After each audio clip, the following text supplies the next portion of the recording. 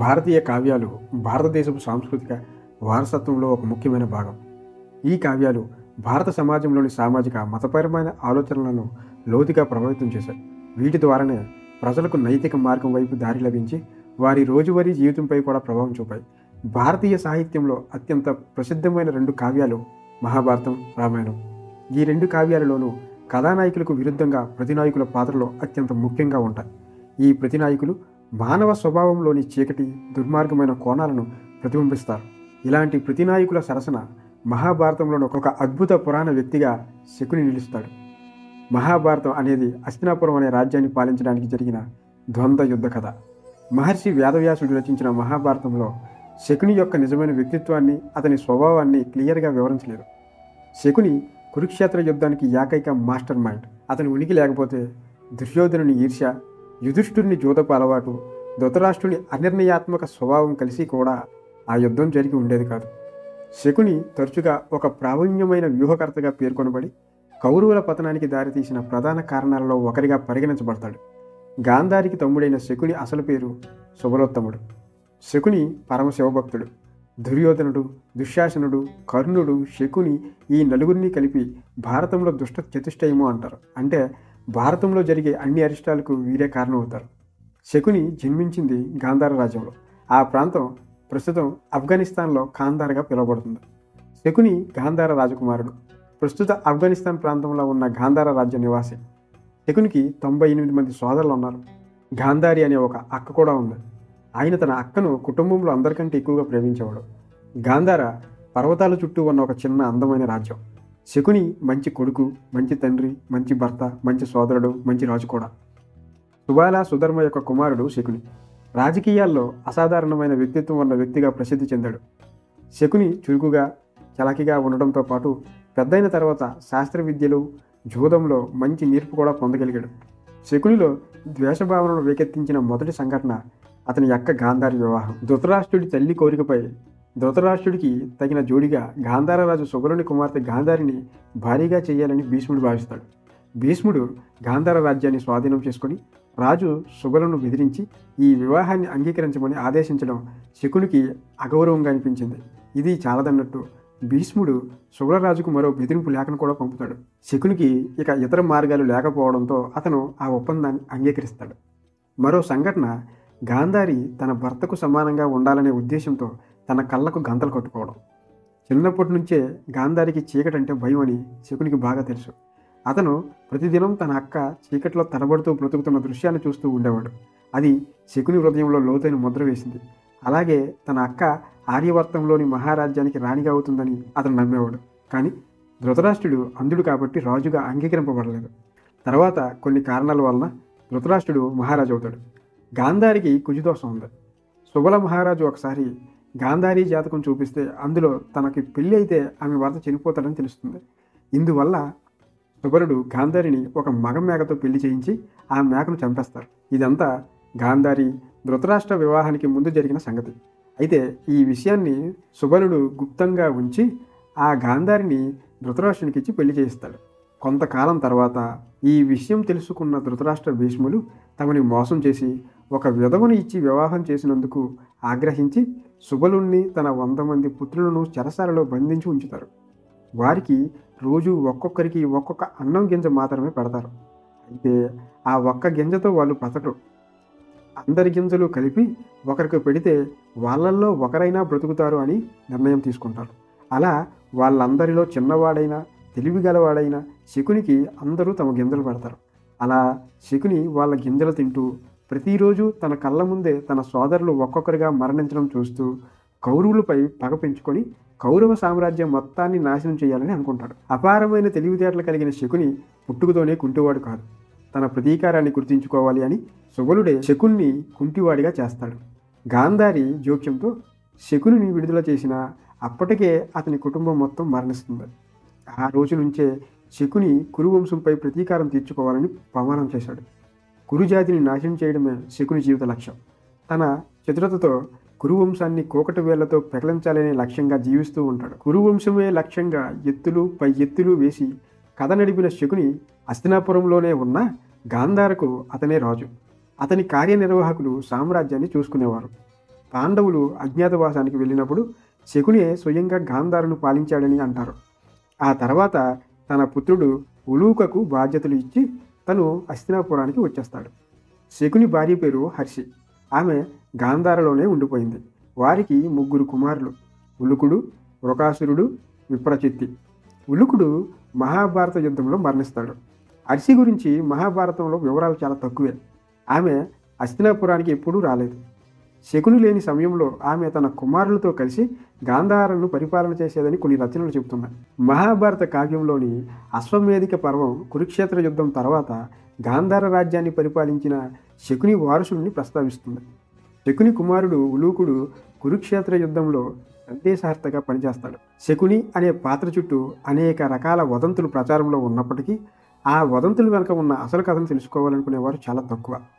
మొదటి వదంతి శకుని ఉపయోగించిన పాచికల గురించి. అనేక జానపద కథల్లో అతని పాచికలు అతని తండ్రి ఎముకలతో తయారు చేయబడ్డాయని, అవి మాయాశక్తులు కలిగి ఉన్నాయని చెబుతారు. కానీ నిజం ఏమిటంటే ఆ పాచికలు ఏనుగు దంతంతో తయారు చేయబడి తరచుగా శుభ్రరాజును కలవడానికి వస్తుండే ఒక ఋషి శకునికి బహుమతిగా ఇస్తాడు.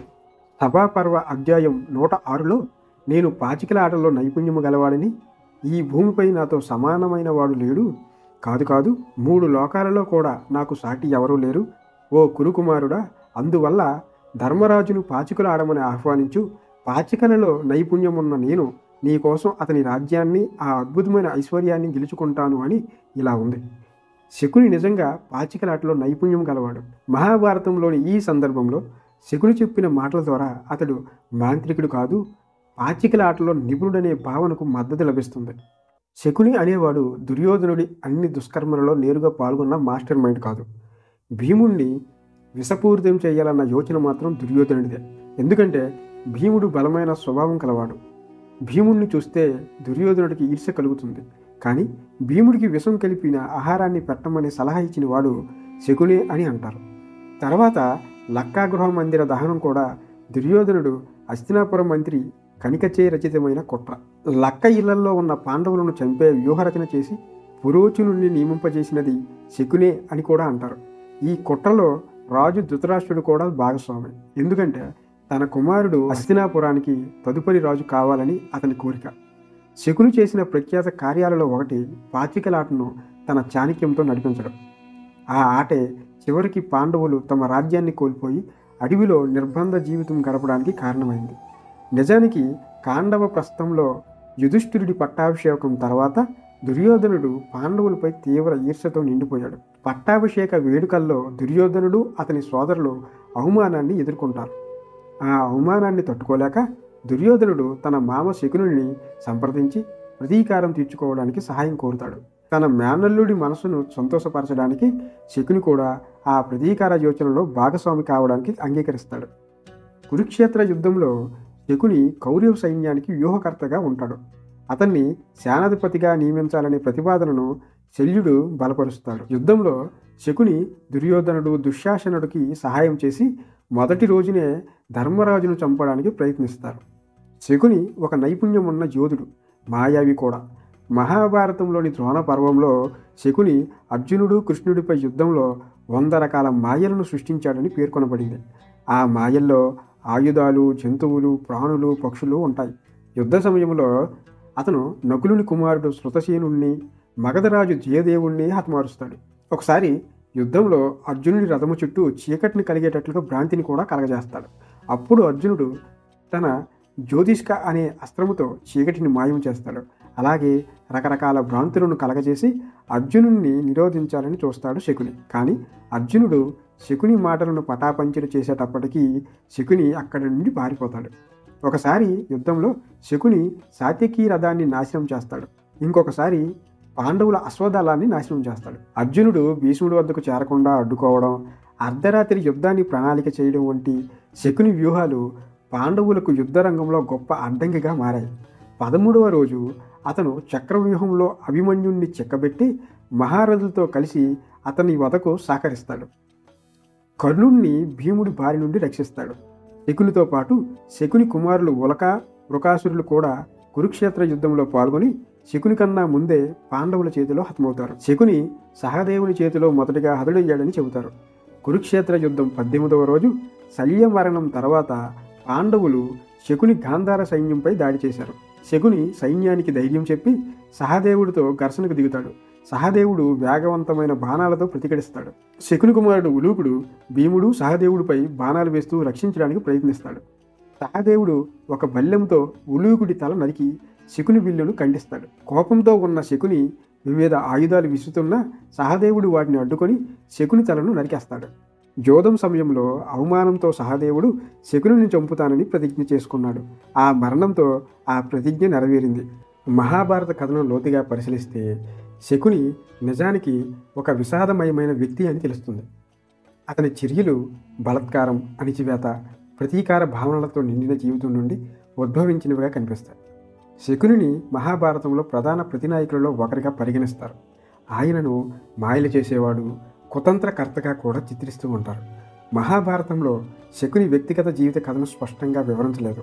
అయితే ఇతర చారిత్రక పురాణ కథనాలలో అతని జీవితానికి సంబంధించిన వివరాలు ఉంటాయి.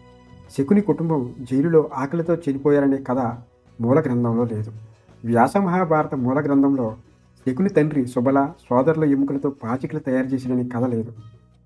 ఇది తర్వాత ప్రజలు చెప్పుకునే కథలు, టీవీ సీరియల్స్లో వచ్చిన ఊహాజనిత కథ మాత్రమే. సభా పర్వంలో యుధిష్ఠిరుడి రాజసూయ యజ్ఞంలో శకుని తండ్రి సుబల, అతని సోదరులు అఖిల, వరుసక వంటి వారు పాల్గొన్నారని తెలపబడింది. యాగం తర్వాత జరిగిన యుద్ధంలో కూడా శకుని సోదరులు కురుక్షేత్రంలో పోరాడి మరణించారు. మహాభారత మూల గ్రంథంలో శకుని మాయాపాశం తయారీ వివరాలు లేవు. కేవలం మాయాపాచికలని మాత్రమే ప్రస్తావించారు. ఇది అతని నైపుణ్యాన్ని, ట్రిక్స్ని తెలియజేస్తుంది. ఇక ఈ పాచికలు వెనుక ఉన్న రహస్యం ఏమిటి? ఎందుకు ఈ పాచికలు శకుని మాట వింటాయి అన్న విషయాన్ని ఇప్పుడు తెలుసుకుందాం. సాధారణ డైస్లో అన్ని వైపులా బరువు సమానంగా ఉంటుంది. కానీ లోడెడ్ డైస్లో ఒకటి చూపించే వైపులో చిన్న మెటల్ గుండు లేదా బరువైన వస్తువు దాచిపెడతారు. దీనివల్ల డైస్ మొత్తం సెంటర్ ఆఫ్ మాస్ వైపు మొగ్గుతుంది. డైస్ను విడుదల చేసినప్పుడు అది గాలిలో తిప్పుకుంటూ కింద పడుతుంది. గ్రావిటీ బరువైన వైపుకు కిందకు లాగుతుంది. కాబట్టి ఒకటి కనిపించే వైపు కింద పడి 6 కనిపించే వైపు పైకి వస్తుంది. ఉదాహరణకు బొమ్మలో ఒకవైపు బరువు పెడితే అది ఏ వైపు అయితే బరువు ఉందో ఆ బరువు కింద పడి బొమ్మ నిలబడుతుంది. అలాగే డైస్ కూడా. శకుని పాచికలు ఇలాంటి ట్రిక్తో పనిచేసి ఉండొచ్చని ఒక వాదన ఉంది.